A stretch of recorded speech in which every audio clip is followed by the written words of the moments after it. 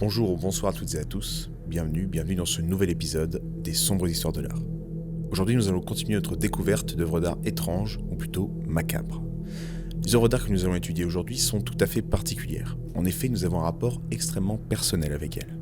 Nous avons la chance d'avoir une langue particulièrement exceptionnelle en France. En effet, beaucoup de linguistes considèrent la langue française comme une des langues les plus complexes au monde. La langue de Molière fait d'ailleurs partie des langues les plus compliquées à apprendre. On se souvient forcément de ces cours barbants de grammaire et de conjugaison. Mais durant notre histoire, nous avons trouvé une manière beaucoup plus ludique d'apprendre la diction et le vocabulaire de la langue française aux plus jeunes. Cette manière, ce sont les comptines pour enfants. Des petits chants nous racontant des histoires et nous permettant d'intégrer un maximum de vocabulaire.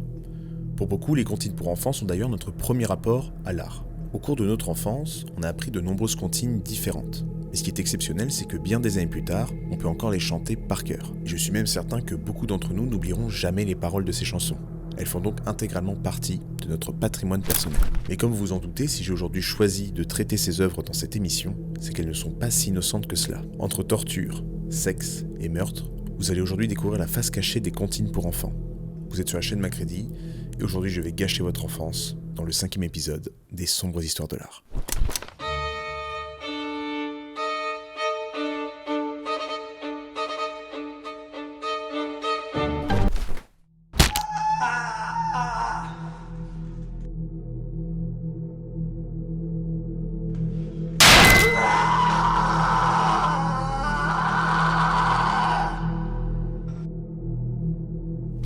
Jean Petit qui danse est certainement une des comptines les plus connues parmi celles que nous allons étudier aujourd'hui. La musique est entraînante, parfaite pour faire danser les enfants et les petits-enfants. Mais surtout, c'est une superbe chanson pour apprendre les parties du corps humain. En effet, la chanson marche en accumulation. À chaque couplet, le chanteur va rajouter un membre à la chorégraphie de Jean Petit, permettant aux tout petits d'apprendre l'anatomie tout en s'amusant, tout en dansant. Et vous allez me demander qu'est-ce qui peut bien clocher avec cette chanson. Eh bien, pour le savoir, il faut s'intéresser au personnage principal de celle-ci, Jean Petit. Et oui, car notre petit danseur a bel et bien existé. Et pour en connaître davantage sur la vie de Jean Petit, je vous invite à me suivre au XVIIe siècle, et plus précisément en 1618, sous le règne de Louis XIII. Nous sommes ici au début d'un conflit majeur, la guerre de 30 ans. Cette guerre oppose deux camps. D'un côté, la famille Habsbourg, qui règne sur la couronne d'Espagne ainsi que le Saint-Empire romain germanique, soutenu par la papauté ainsi que d'autres États catholiques, face aux États protestants, soutenus par la France. En 1635, bien que catholique, le roi Louis XIII va décider de coopérer avec les États protestants afin de réduire l'influence de la famille Habsbourg sur le continent européen. Et comme une guerre ne se finance pas toute seule, le roi ainsi que le cardinal de Richelieu vont décider d'augmenter l'imposition partout dans le pays. Et cette décision d'augmenter les impôts va être à l'origine de l'histoire de Jean Petit. 8 ans plus tard, c'est-à-dire en 1643, l'imposition a plus que doublé pour les petites gens. Dans le sud de la France, les récoltes sont mauvaises à cause de problèmes climatiques. Et sans récolte, rien pour financer les impôts. Et c'est dans la région de l'Aveyron qu'un jeune chirurgien révolté va mettre le feu aux poudres. Et vous vous en doutez, son nom est Jean Petit. Jean Petit va être le chef de l'insurrection des Croquants. La révolte se propage jusqu'au village de Villefranche de Rouergue et des conflits armés vont alors débuter entre les insurgés et les soldats du roi. Jean Petit et ses hommes vont réussir à mettre en déroute les cavaliers de la couronne. Ils prennent alors le contrôle du village et vont obtenir du sénéchal l'annulation de la taille. La taille, c'est un impôt très particulier. C'est en fait un symbole de la monarchie. En effet, c'est la somme que doit payer un paysan contre la protection de son seigneur. À Paris, cette révolte est la goutte d'eau qui fait déborder le vase. On ne touche pas au symbole du roi. D'autant plus que la victoire de Jean Petit a donné des idées à d'autres régions du sud de la France qui sont gagnées par l'insurrection. Le cardinal Mazarin, qui fut nommé ministre suite à la mort de Richelieu un an plus tôt, décide d'envoyer un contingent de l'armée royale pour mater la révolte. Jean Petit et ses hommes ne font pas le poids. Ils sont capturés par les soldats du roi. Jean Petit est condamné à mort par le supplice de la roue. Le supplice de la roue est une exécution particulièrement utilisée pour les voleurs.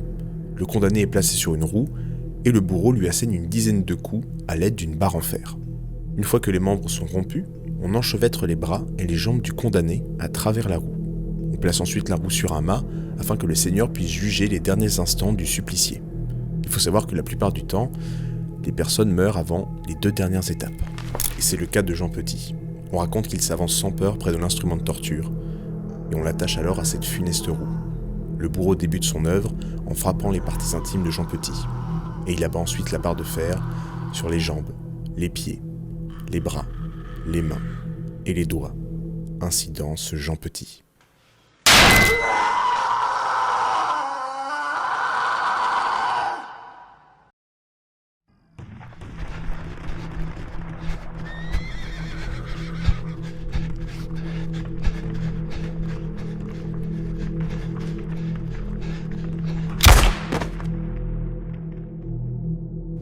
seconde chanson que nous allons étudier est certainement la plus connue.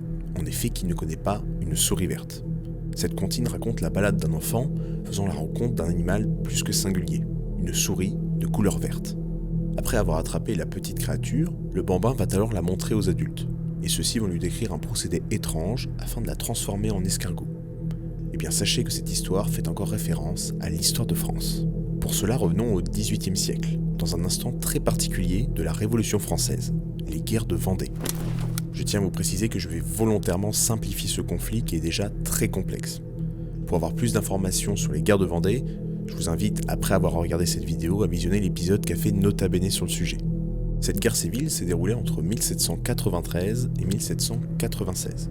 Elle opposait deux camps, les Bleus fidèles au nouveau régime, la République, et les Blancs fidèles à l'ancien régime, la monarchie. Plusieurs raisons expliquent ce conflit.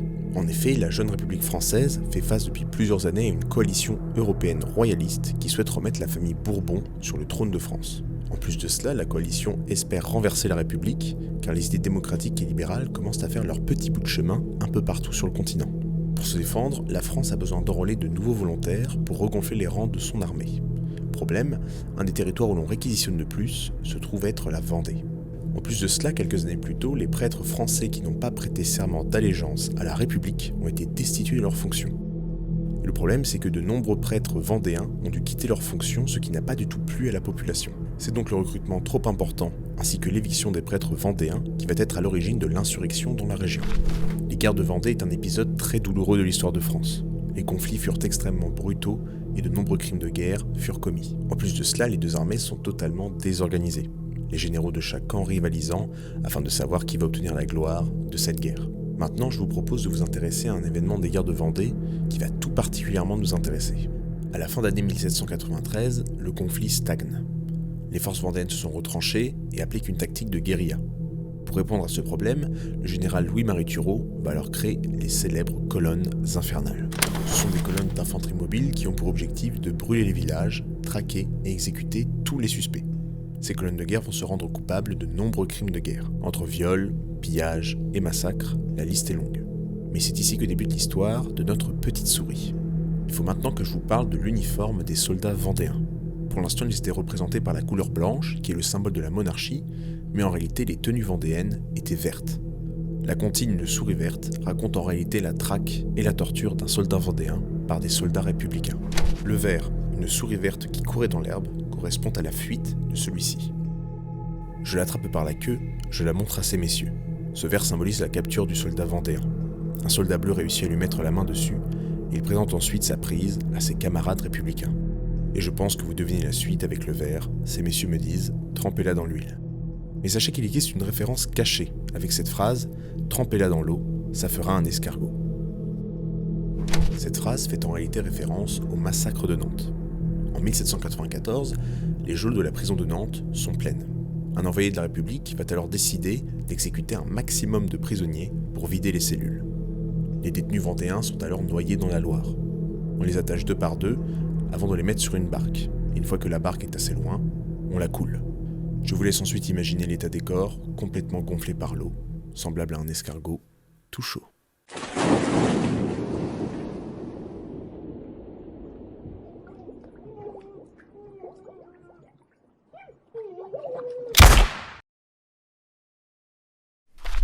Comme vous avez pu le voir, nombreuses de ces chansons sont en réalité inspirées d'événements historiques plutôt macabres.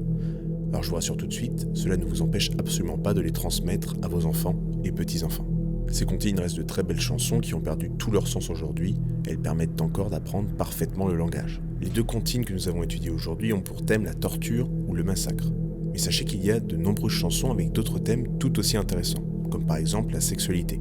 Alors si vous souhaitez un deuxième épisode sur le sujet des chansons pour enfants, n'hésitez pas à me le faire savoir en likant cette vidéo ou bien tout simplement en commentant. Cet épisode touche à sa fin et pour ceux qui découvriraient la chaîne, sachez que 4 autres épisodes de ce format vous attendent. Vous pourrez aussi découvrir mon nouveau concept LDDO avec un premier épisode consacré au secret des tableaux de Minecraft. Et moi de mon côté, je n'ai plus qu'à vous dire à très bientôt pour un nouvel épisode des sombres histoires de l'art.